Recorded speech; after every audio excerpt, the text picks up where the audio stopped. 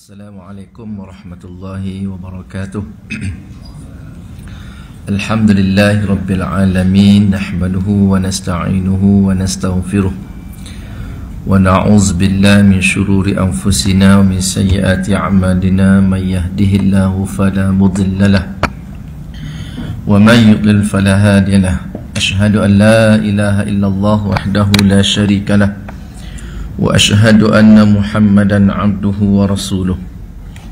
Subhanaka la ilma lana illa ma 'allamtana innaka antal alimul hakim.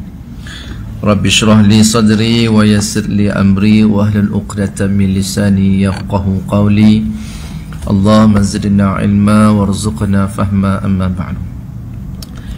Yang semulakan fungsi surah Al-Falah oleh Tuan Kuasa, berisan tuan-tuan imam, tuan-tuan Bilal, muslimin, muslimat, mukminin, mukminat yang dirahmati oleh Allah Subhanahu wa taala.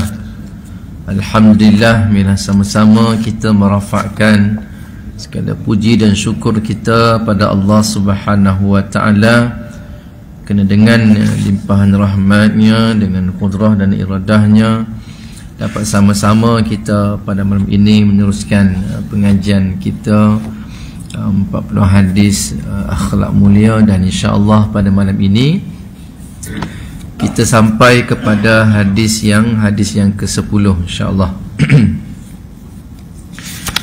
Dengan tajuknya bertimbang rasa terhadap pengikut. Kalau kesempatan yang lalu kita telah membicarakan berkenaan dengan bertimbang rasa terhadap pekerja dan pembantu, kisah sahabat Nabi SAW iaitu Abu Dzar Al-Ghifari, kan? Kita sebut dah itu. Dan jadi insya-Allah tuan-tuan dimurti Allah Subhanahu wa taala, kita masuk hadis yang ke-10 pada malam ini, bertimbang rasa terhadap pengikut insya-Allah. Bismillah. An Abi Hurairah radhiyallahu anhu anna Rasulullah sallallahu alaihi wasallam qala idza shalla ahadukum lin-nasi falyukhaffif fa inna fihim ad-dha'ifa was-saqim wal-kabir wa idza shalla ahadukum li nafsihi falyutawwil ma syaa. Muttafaqun alaih. Pendek hadisnya. Yang bermaksud daripada Abu Hurairah radhiyallahu anhu bahwasanya Rasulullah sallallahu alaihi wasallam bersabda, apabila seseorang kamu menjadi imam solat berjamaah, hendaklah meringkaskan solatnya, kerana ada di kalangan para makmum itu orang yang lemah, orang yang sakit, orang tua dan orang yang mempunyai hajat. Apabila kamu solat sendirian, maka terserahlah kepadanya untuk memanjangkan solatnya. Hadis diriwayatkan oleh Imam Bukhari dan Muslim. Ini hadis sahih. Jadi tuan-tuan dan Allah Subhanahu wa taala, hadis ini nak menerangkan kepada kita bahawa sikap bertimbang rasa, bertoleransi ataupun disebut sebagai tasamuh dalam bahasa Arab ni, bertimbang rasa, bertoleransi pada orang lain merupakan akhlak yang terpuji, akhlak yang baik. Kita ada sifat toleransi dengan jemaah. Hadis ni mendatangkan perihal jika seorang itu jadi imam, dia kena toleransi dengan jemaah dia. Sebab itu disunatkan bagi seorang imam ini, bila nak mulakan solat, dia bukan sekadar suruh untuk kita ini merapatkan saf, memenuhkan saf depan, merapatkan bahu, samakan tumit kaki, bagi saf lurus. Sebab saf lurus itu merupakan kesempurnaan solat, itu yang Nabi sebut. Tetapi yang lebih di antara yang penting juga ialah untuk memastikan siapa dia punya jemaah dia. Maka para imam ni tengoklah belakang, kan?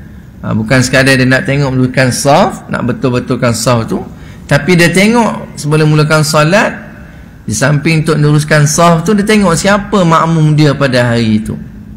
Banyak kanak-kanak ke, banyak orang tua ke, banyak musafir ke umpamanya. Kadang-kadang kalau masjid yang besar ataupun surau yang di tepi jalan ni, jalan utama umpamanya, kadang-kadang menjadi singgahan para musafir. Ada bas kadang berhenti tepi jalan. Dan kita pula jadi imam pada masa tu, tengok ini orang dalam keadaan musafir ni. Ramai singgah hari ni, tengok ada 2 bas berhenti kat masjid kita, kat surau kita.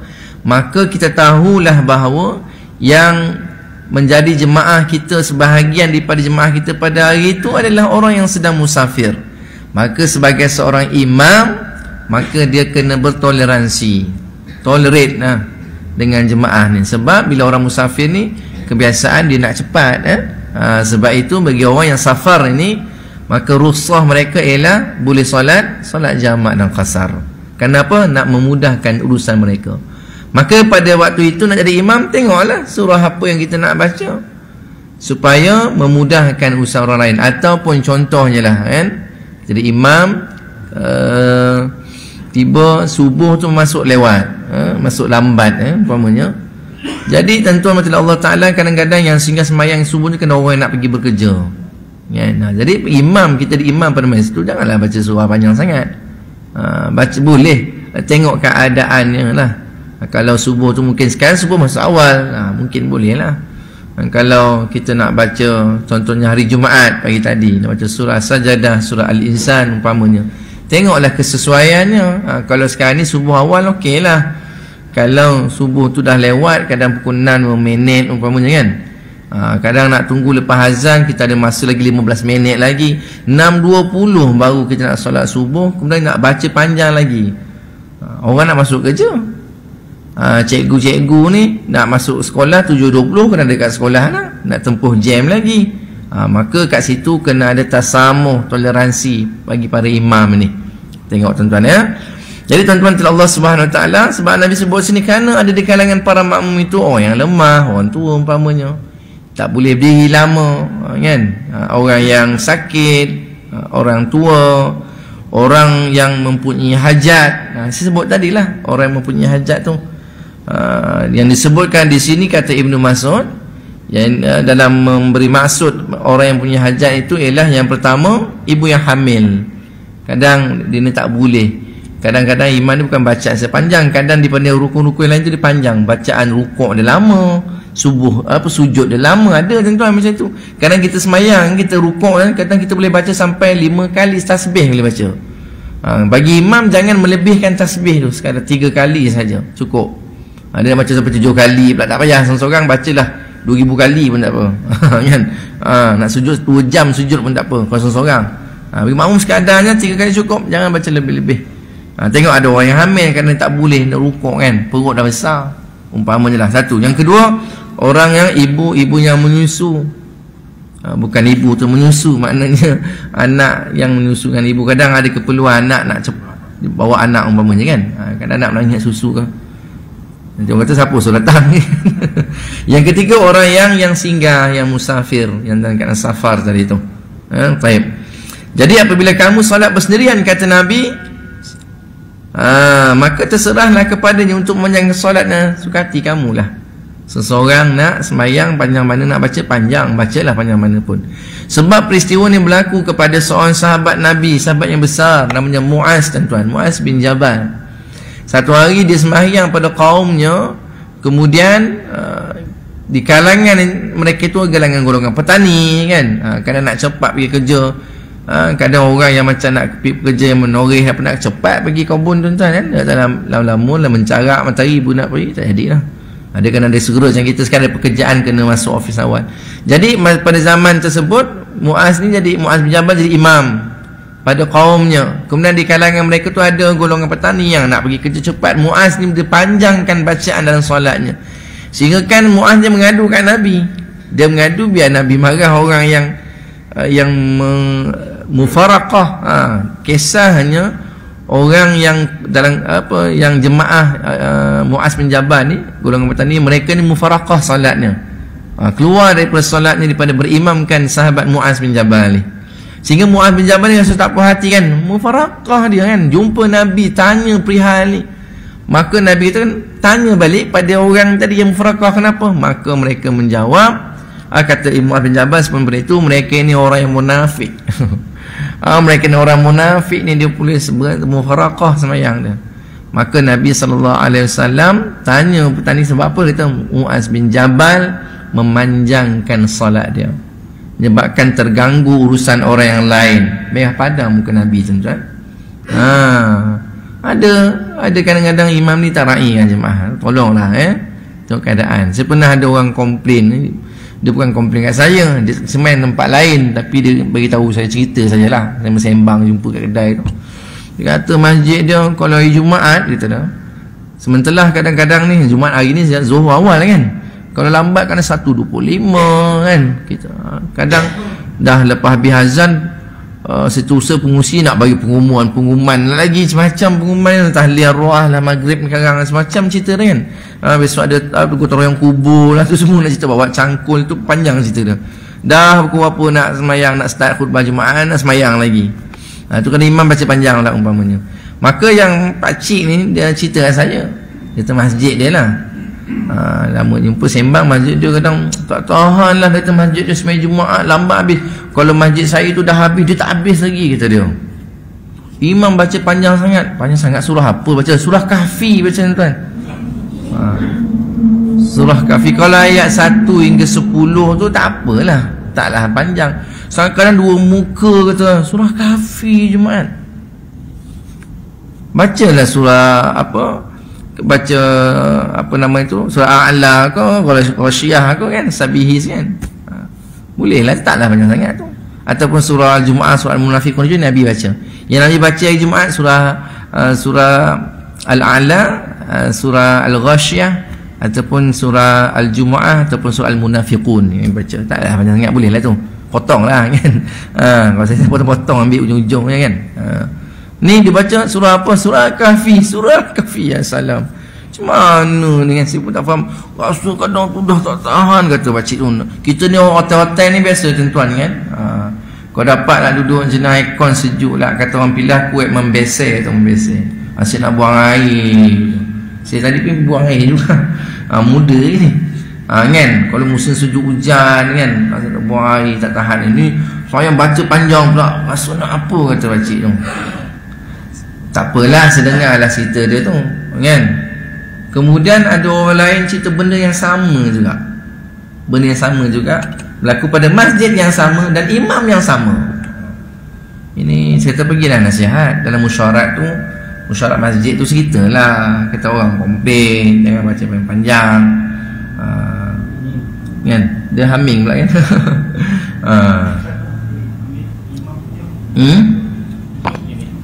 Tutup, cara tutup ni. Okey. Ke ada sabotaj ni, ada imam sabotaj ke bukan, tak ada? Tak ada. Okey. Dia lain macam sikit bagian ni kan. Baik. Dan yang komplain tu pun orang yang lain lah, tapi pada masjid yang sama dan imam yang sama.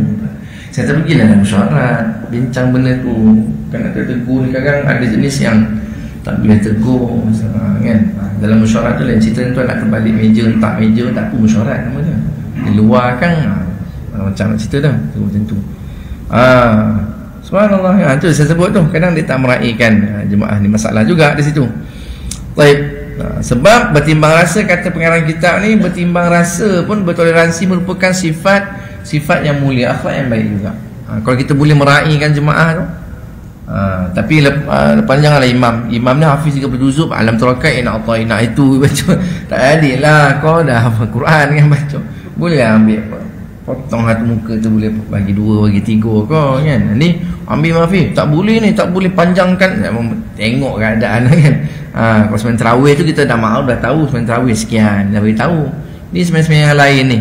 Kemudian waktu-waktu yang kritikal ni, subuh umpamanya kan, ataupun kadang maghrib tu kadang masuk tak panjang. Ini ada juga berlaku. Orang yang sama, masjid yang sama cerita juga. Kadang ustaz nak mengajar, dia kata ada pengajian pada masa tu, dia bantai wirid panjang, tahlil lagi, la ilaha illallah, la ilaha illallah. Dia tak faham kan aulawiyat dia kat situ. Itu masalah juga jenis SS kan. Kalau kita ada Suzuki SS dulu kan, SS ni, SS apa? Shop sendiri. Rasa diri dan tak boleh tahlil wirid panjang amanah rasul. Kau buat tahlil lah. Amanah rasul tak payahlah baca wirid dengan ringkas dah lah macam tadi tu. Okeylah tu kan. Sebab ada keutamaan, ada yang waktu yang ada sesi yang lain yang utama itu majlis ilmu tu yang utama. Tapi jangan tak berwirid, ada juga jenis macam tu kan. Dia tahu ada pengajian baca ringkas Fatihah, tak ada subhanallah alhamdulillah Allah, rugilah pula. Janganlah macam tu kan. Tengok keutamaan dia, tengok keadaan.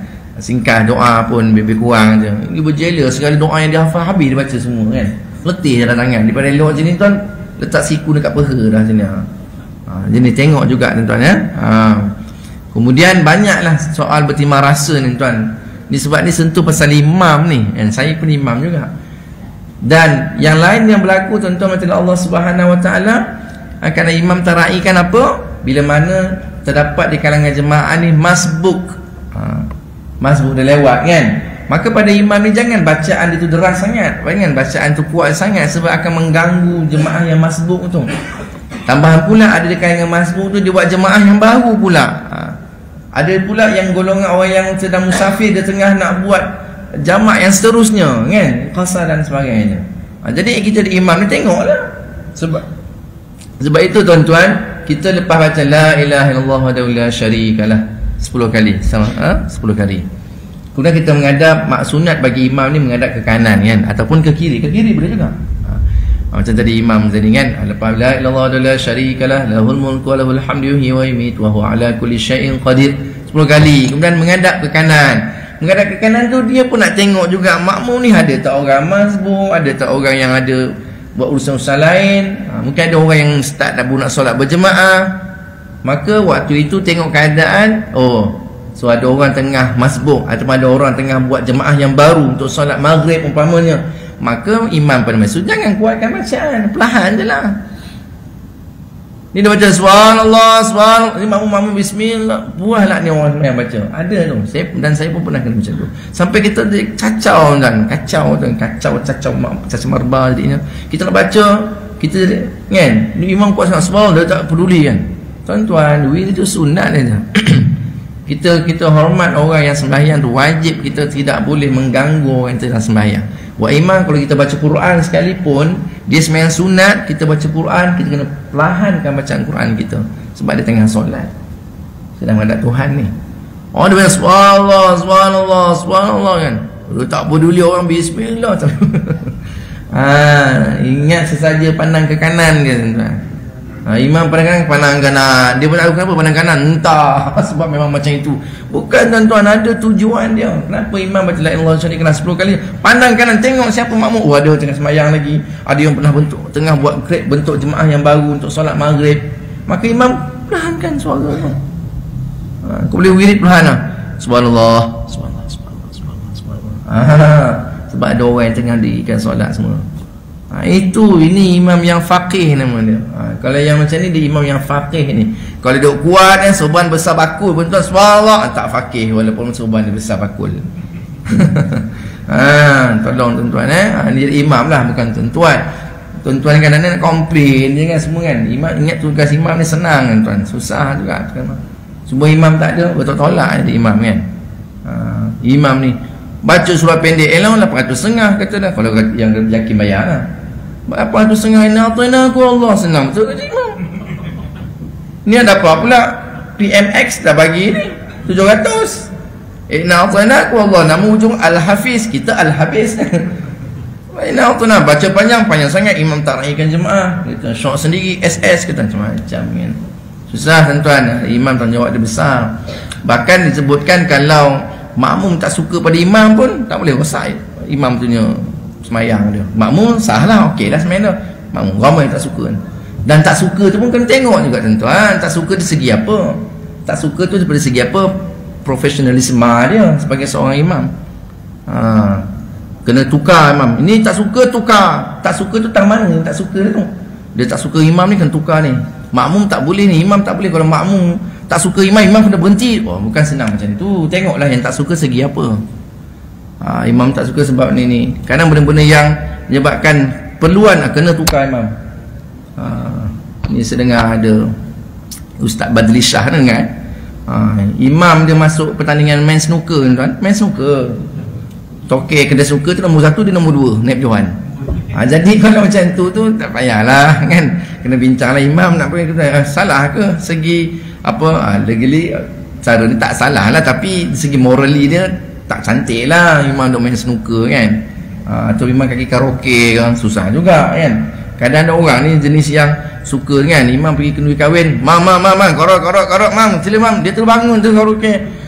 Tolak lah, walau kita kaki karaoke sekalipun, minta maaf lah, tunjuklah sikit ni kan, ni pantang flower kan, mam, satu lagu mam, 5 lagu dia bantai tuan. Kalau dia pun tunggulah orang balik dulu 12.30 dengan karaoke tu, orang tengah ramai. Ini imam mana, imam itu boleh kena suruh berhenti. Takkan imam karaoke tuan, tak kena kan. Tunggulah orang balik tu baca karaoke pukul 4.30 ke, nak sembahyang masa pula.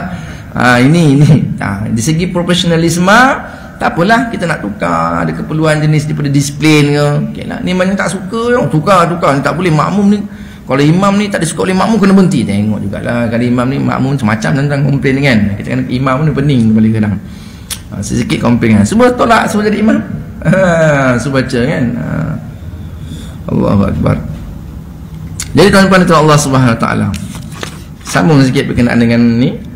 Walaupun kita sendiri mempunyai kekuatan, tapi hendaklah kita meraihkan kemampuan orang lain supaya wujud tindakan yang padu dan seragam. Kalau tidak begitu, maka apa maknanya berkumpulan atau berjemaah? Apa matlamat dia? Kita berkumpulan, nanti seorang jadi ketua. Kalau ketua ni tak ada dengar cakap, tidak meraihkan dia punya orang bawah dia. Macam dalam konteks solat kita ni, imam dengan makmum lah. Bahkan kalau dalam sembahyang pun, kalau imam tu ada kesalahan, ada kesilapan dan sebagainya, maka bolehlah kita tegur kan. Tegur. Kalau kadang-kadang menyebabkan ada jenis yang tak boleh tegur, dia juga tegur bacaan tak betul umpama kan, terutama pada yang rukun Fatihah tu. Kalau ayat tu tak betul tu, dia berdosa lah, sembahyang tak jejas pun. Cuma salah lah kan, ayat tu baca tak betul. Kalau Fatihah tegur banyak kali dah, kata itu memang patut suruh berhenti lah, banyak kali dah. Dah tegur masih tak dah terima nasihat kan. Dan kena nasihat dan sembahyang, dan sembahyang sekalipun kan, bacaan ke apa ke. Bahkan kalau dalam segi hukum fiqahnya pun, kalau kita ada keperluan, kita ni tak nak bersama dengan imam, boleh juga mufaraqah. Contohnya kalau imam itu pertama dua keadaan saja yang memerlukan kita boleh mufaraqah lah. Selain dengan tu jangan mengada nak mufaraqah tu kan. Dia tak puas hati imam tu mufaraqah. Ada kan, saya pernah jumpa tuan, imam ni kan dia mufaraqah kerja dia. Macam mana ni? Dua keadaan dia. Yang pertama tuan-tuan, macam Allah Subhanahu Wa Taala, kalau imam tu bacaan dia salah, memang betul salah lah, terutama segi rukun kan. Kemudian kita tegur pun dia macam tu juga, apa, mufaraqah satu. Yang kedua, kalau kita sedang ikut imam dan kita ada keperluan hajat yang sepatutnya kita lunaskan dengan segera, maka boleh kita mufaraqah. Contoh imam bacaan panjang, tapi kita ni nak cepat ni, tiba dah hajat, tiba sikit perut macam nak terbarai dah kan. Tu boleh keluar mufaraqah, selesaikan sembahyang kita.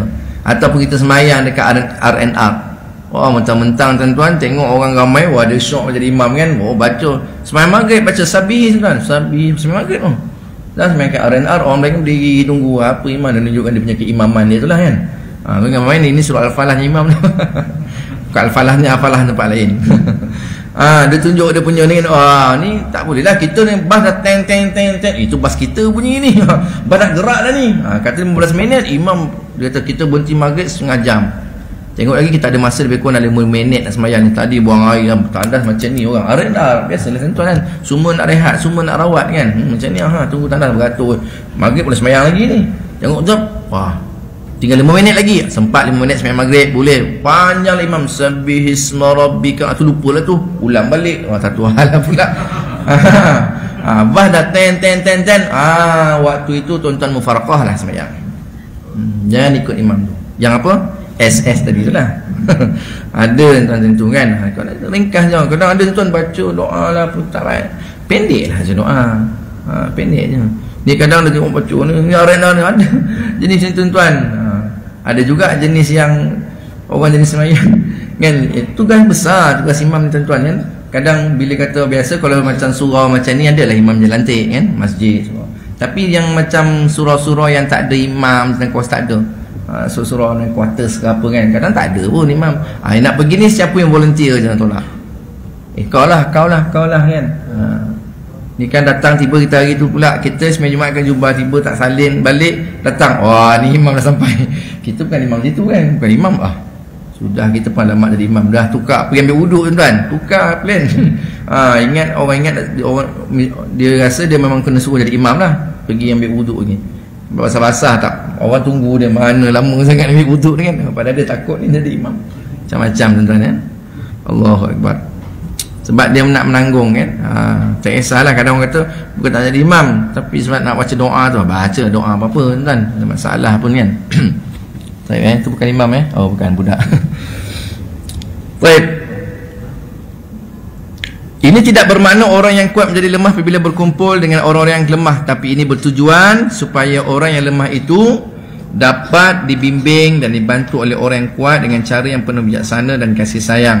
Sehinggalah ketika menunaikan solat berjemaah, seorang imam hendaklah meraihkan para makmum yang ada di belakangnya, supaya orang yang lemah dapat mengikuti solat berjemaah. Bagilah chance. Dia dah datang tu, dia dah datang, dia orang yang tak penasihat, dia datang sini nak berjemaah dengan kita. Kita raihkan untuk sama-sama dapat berjemaah. Bila kita baca panjang susah, dia pun kata, oh tak larat lah, kita ni dah tak penasihat, dapat sekali-sekali datang masjid, insyaAllah nak berjemaah, tapi tengok panjang saya baca tak larat saya. Duduk pun tak boleh, contohlah duduk lama ke apa kan, oh tak larat lah. Sudah ni dia pun tak datang. Sebab itu tuan-tuan, dalam pemilihan imam ni penting ulama dia senaraikan berkenaan kategori imam ni, yang siapa yang layak jadi imam. Bukan minta tolak ya. Nampak dia pakai serban, oh dia minta tuan-tuan. Namun pakai serban tuan baca tengah langgang juga kan. Pertama di antara ciri imam syarat pertama qari.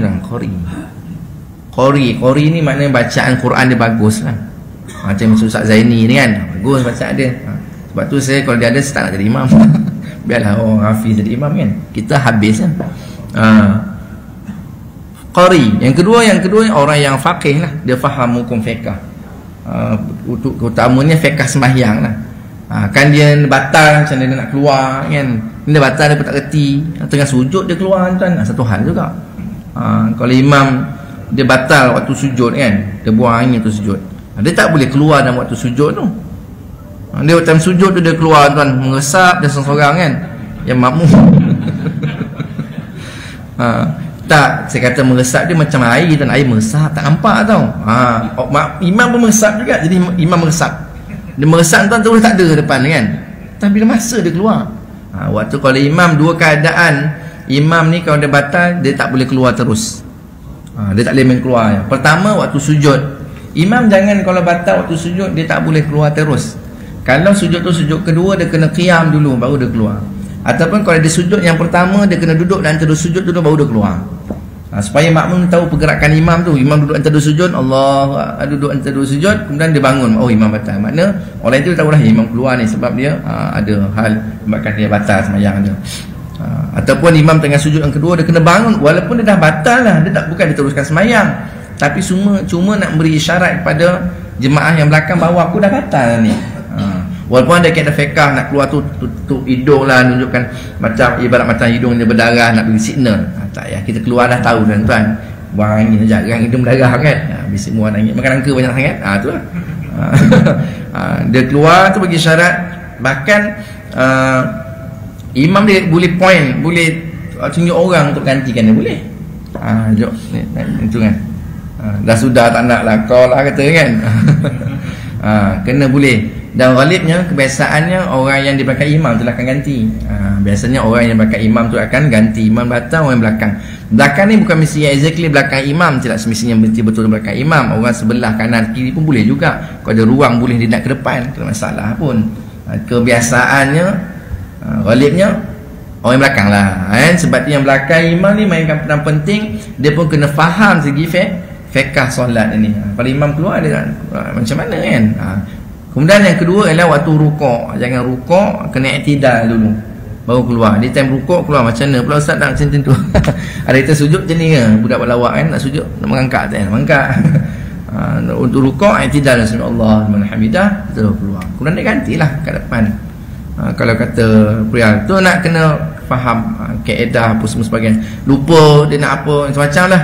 Sebab kena, kita sebenarnya untuk para makmum pun bukan sekadar imam tu kena faham, makmum pun kena faham juga. Kalau tidak tu macam mana dia nak bantu imam. Bukan kata yang belakang imam ni, sesiapa sahaja pun sama juga, kena belajar lah berkenaan dengan solat ini. Sangat luas lah benda ni, kena faham kan, bukan sekadar imam saja nak kena alim, sebab tanggungjawab tu besar kan bagi seorang imam. Baik, dalam fiqh juga tuan-tuan mati Allah Subhanahu Wa Taala dibahagikan juga kan berkenaan dengan kalau imam nak baca sembahyang, dia macam kuliah fiqh pula. Kalau kita nak baca sembahyang, ada disebut sebagai dibahagikan kepada 3 jenis bacaan imam ni. Yang pertama disebut sebagai tilawatil mufassal, yakni Nabi baca waktu subuh. Biasa Nabi baca waktu subuh ni surah-surah yang panjang. Macam saya sebut tadilah, kalau tengok keadaan kalau waktu tu dah lewat, subuh dah lewat, bacaan tu saya sederhana sajalah. Nabi sebut dekat sini dan fiqhnya, kalau kata yang pertama, kategori pertama tilawatul mufassal, iaitu daripada surah Al-Hujurat, panjang kan, surah Al-Hujurat sampai apa ni? Sampai amma yatasaalun. Kemudian solat zuhur disebut sebagai mutawassi' al-mufassal, ini yang sederhana sikit daripada amma yatasaalun pergi wadduha. Jarang baca kan sembahyang zuhur amma yatasaalun. Jarang baca macam tu kan. Baca kita ayat-ayat lazim biasa. Kemudian solat maghrib, ini sebut ni. Solat maghrib disebut sebagai qisarul mufassal daripada surah Ad-Duha sampai surah An-Nas. Sebab maghrib ni masa sangat pendek. Jadi surah, pemilihan surah ataupun kena tengok surah yang macam imam tadi baca kan. Ustaz Zaini dia baca surah Ad-Duha dengan watini wa zaitun kan. Itulah daripada surah Ad-Duha sampai surah An-Nas. Biasanya maghrib itulah ayat-ayatnya. Kadang-kadang orang buat daripada maghrib, kadang dia ambil daripada kadang daripada Al-Hajj, Takatsur buat ke bawah kan. Tak kisahlah. Jadi surah-surah yang pendek-pendek maghrib, surah-surah yang pendek. Tapi kadang majlis besar dia baca panjang kat surah dia kan. Imam-imam ni dibayar gaji imam hafiz. Jadi nak bacaan tu kena majlis besar. Tapi kadang majlis besar pun dia baca ayat-ayat dicedok ataupun dia petik surah-surah tertentu, tapi bacaan taklah panjang. Cuma surah tu je kan. Surah Al-Hujurat dia bacalah 2-3 ayat kemudian habislah, bukan dia baca keseluruhan. Itu imam kena faham kat situ lah. Ada yang tak, saya pergi masjid negeri, masjid besar, Al-Antar Rokat dia baca. Kalau saya suruh, kita ada Ustaz Dr. Yusri kan, imam besar lagi, semayang isyak kan baca surah pendek je, depan hafiz Quran, imam besar lagi kan, baca pendek raih kan, jemaah kan, itu lebih baik lah. Kemudian tuan-tuan Allah Subhanahu Wa Taala, ni kisah soal toleransi kan daripada sudut yang lain. Sebagai seorang ketua pemimpin, ketika berlakunya peperangan Yarmuk, Khalifah Umar radhiyallahu anhu terpaksa memecat Khalid Al-Walid daripada menduduki tempat panglima perang dan menggantikannya dengan Abu Ubaidah Al-Jarrah. Tindakan khalifah ini bukan berdasarkan kepada kelemahan Khalid Al-Walid dalam menghadapi musuh, tapi sebaliknya kerana Khalid Al-Walid terlampau berani menghadapi musuh sehingga tentera yang lain tak dapat mengikuti langkahnya. Terlampau ni pula, jadi orang tak boleh nak follow. Sehingga Nabi berhentikan Khalid Al-Walid ni. Jadi Khalid Al-Walid ni pula jadi orang yang berlapang dada. Dah Nabi suruh berhentilah. Sebab yang suruh dia pun Nabi. Rasulullah suruh, takkan dia nak ingkar arahan Rasulullah kan, berdosa tu hukumnya. Macam kita lah jadi imam kan, tiba orang cakap kita bersyarat minta macam ni, menangkan imam ni ada, saya dapat komplain daripada sekian-sekian, kemudian tengok tak mencapai KPI dia kan, tak tengok dari segi ada masalah sikit macam ni, jadi kita belum setuju, minta secara terhormat je lah Tuan Imam lepaskan jawatan lah. Sebab ada faktor ni, pertama, kedua, ketiga, empat, lima, kadang-kadang dia punya tu kesalahan lah kita sebut, sebab tidak dapat beri komitmen. Kita boleh cerita macam tu, sebut macam tu tentang dalam mesyuarat lah, dalam mesyuarat. Ataupun kata macam mana ni ada orang komplain perihal ni semua sebagainya. Tak apa, saya cuba atasi lah, bagi saya peluang lagi. Okey, kita bagi peluang lagi. Tengok macam mana, ada perubahan tak, ada improvement tak. Boleh tuan-tuan. Dan bagi sebagai imam, kalau orang yang kalau ada komplain, ada orang ni, kita kena berlapang dada tuan-tuan. Dan fikir kita semua cik salah ni lah kerja, semua cik salah, semua tak kena. Yalah, kalau ada betul yang tak kena tu kena terima lah. Kalau benda yang tak betul tu mungkin kita tak boleh terima. Dia kata imam ni selalu macam ni, saya tak pernah pun buat macam tu. Dia kata saya macam tu. Itu boleh kita nak argue. Tapi kalau benda tu betul, terimalah tuan. Apa masalah? Imam selalu lambat, jam dah tet tak datang imam. Kita pun mana imam ni kan? Kan? Ada tu tuan-tuan ya. Kadang-kadang jam ni bunyi kan, dah habis dah masuk. Wah, ya ni macam bunyi kompang bunyi bum bum bum Kalau ada tempat tu bunyi tu dah azan, lepas azan awal sembahyang sunat kan, dah masuk iqamah, jam tu bunyi tet pun jam ni imam pun tak datang lagi. Oh tu mana imam ni? Tak ada. Imam tak ada kan, dah bunyi. Dah bukan sekali, bukan 2 kali, banyak kali pula. Contohlah, kalau tiba jadual dia mesti macam tu, dan terpaksa kan orang kena cover lah. Contoh saya tak sebut kena mana masjid, sama kat tempat saya kadang mengaku macam tu. Ada mana benda secara umum general kan. Dia kata ustaz ni macam attack kat sini je, contoh ada kes macam tu. Bukan lah, saya pun tak tahu cerita, tak tahu betul ke ada tak ada. Saya cerita secara general, secara umum saja. Bukan nak suruh terasa ni, tapi itu realitinya. Jadi kita sebutlah imam selalu lewat, kadang-kadang sampai jemaah tunggu, terus tunggu lama. Contoh kadang sembahyang subuh, biasa kalau subuh sini biasa surah sejadah, tiba pagi tu imam lambat, orang lain tak berani nak bawa ni. Dan tak ada pun surah sejadah. Dia punya apa dengan poster, dia punya banner. Kadang-kadang tak banner kan. Aisyah jalan boleh jugalah dia baca-baca, siapa kata imam tak ada pun. Tak ada orang kata apa, tak ada rotan, akar pun jadi kan. Ibarat macam tu lah. Ni mana tunggu terpaksa, biasa pagi subuh ni mana. Kalau dia macam tu, imam kena terima lah. Kan kadang komplain, kadang ada tempat tu suat layang lagi ganas. Suat layang dia bagi tuan kan, imam ni suat layang macam tuan-tuan. Saya sendiri pun pernah merasai benda macam tu, saya terima je lah. Kena panggil jabatan pun pernah, jabatan panggil tuan-tuan. Ada satu isu meletup kejap dulu sekali, jabatan panggil pergi tuan-tuan menghadap. Saya jumpa dengan pegawai agama Islam daerah, saya jumpa bahagian pengurusan masjid dan surau Jaiz. Kemudian ada lagi pegawai daripada 2 orang, ada 4 orang tak saya kita hadap. Ni kes ni, ada orang hantar email ni kata dan sekarang ni pegawai Islam daerah dia pun dah ada orang lain dah, ni yang sebelum pada itu. Ni saya tengok ada orang komen, dia baca kan tuan, apa komen, komplain daripada jemaah ni, dia hantar terus pada email, CC kepada pengarah Jabatan Agama Islam Negeri Sembilan. Ambil kau. Kena jawab tuan-tuan, kata Ustaz Pegawai Agama Islam daerah, saya kena jawab surat ni. Sebab tu saya nak jumpa dengan imam, nak tengok penjelasan apa isu yang sebenar, what is going on, apa yang berlaku. Ceritalah kronologi dia, bla bla bla bla bla bla bla, saya hujah sini itu dan sebagainya. Okey tuan, masih jadi imam lagi. Kita jawablah, kena ada kenapa macam tu berlaku kan. Jawab. Tuan jawab itu kan, sangat berat kan. Kalau tak ni tuan-tuan lah jadi imam, kena jadi komplain, semua tak kena lah, semua suruh dia jadi imam pula. Besar tanggungjawab tu. Baik, macam Khalid Awalid ni, orang tak boleh nak follow dia, maka Nabi suruh berhenti. Umar bin Khattab kata berhenti, dia pun berhentilah. Oleh yang demikian, jelaslah bagi kita bahawa jemaah yang sedikit kelemahan itu lebih baik daripada bersendirian, walaupun dia mempunyai kekuatan yang luar biasa. Kejayaan suatu kumpulan itu walaupun dalam bentuk yang kurang memuaskan adalah lebih bermakna daripada kejayaan persendirian. Kerana kita nak seronok sendiri tuan-tuan, daripada kita baca yang kalau imam baca pendek, dia tak puas. Dia kepuasan imam, tapi masalah merana makmum imam. Ni macam baca surah Kahfi lah sembahyang Jumaat. Imam rasa syok. Alhamdulillahillazi anzala ala abdil kitaba wa lam yaj'al lahu iwaja qayyima. Oh, baca makmum dah sentuh kan. Tak boleh tuan, sentuh kan. Jadi kepuasan satu pihak puas, pihak yang lain satu lagi tu tak puas, rasa terseksa kan. Taklah terseksa, rasa macam tak apa seronok lah macam tu. Terseksa baca dengan Al-Quran. Dia bercakap apa baca Quran pun seksa, apa punya orang dengan yang terseksa, setan iblis lah.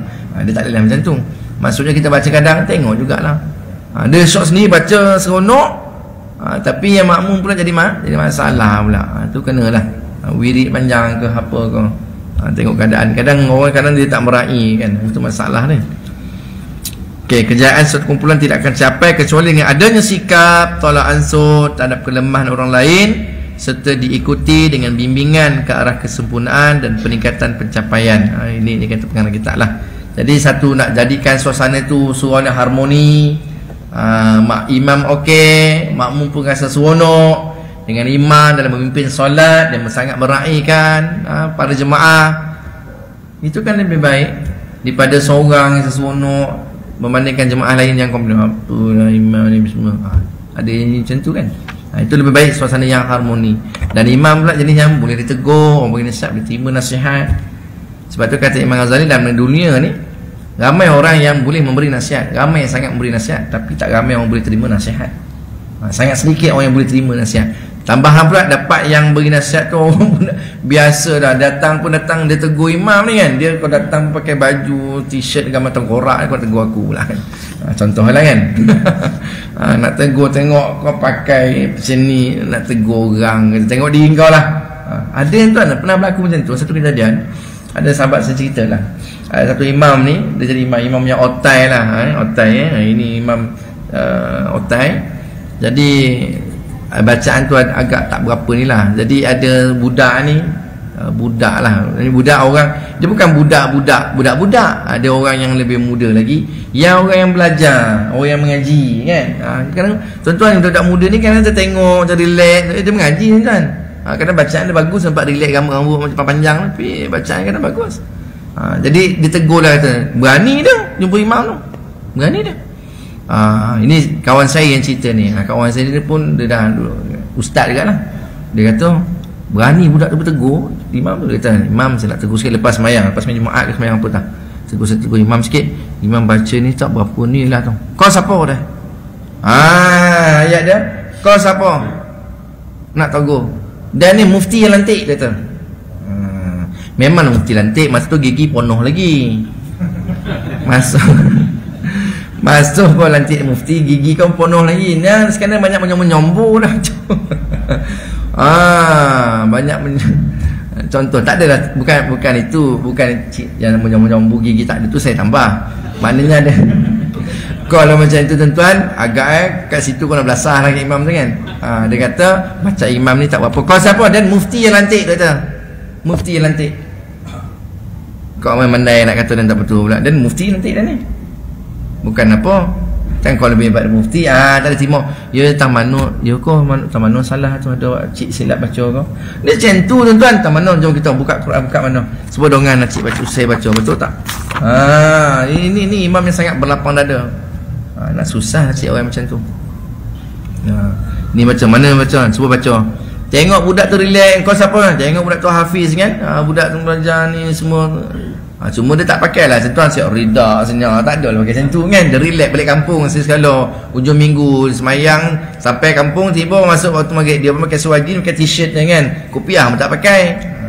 Bila tompek dia tu dia imam, contoh lah, ada macam tu tuan-tuan.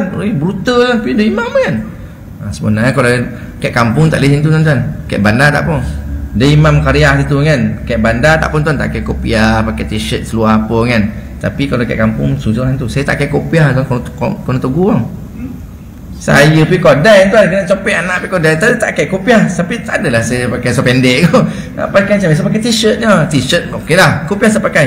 Ni apa imam ni kopiah pun tak pakai? Sebab dia tak komen tentang gamu kan. Datang gamu pun ustaz pakai kopiah. Dia apa ni imam kopiah pun tak pakai. Kampung ya, kampung tradisi ya. Dan sebab mereka ni penghormatan terhadap imam ni. Jangan hormat. Imam ni tak boleh tuan. Sebab saya sebut orang rumah sikit tuan-tuan.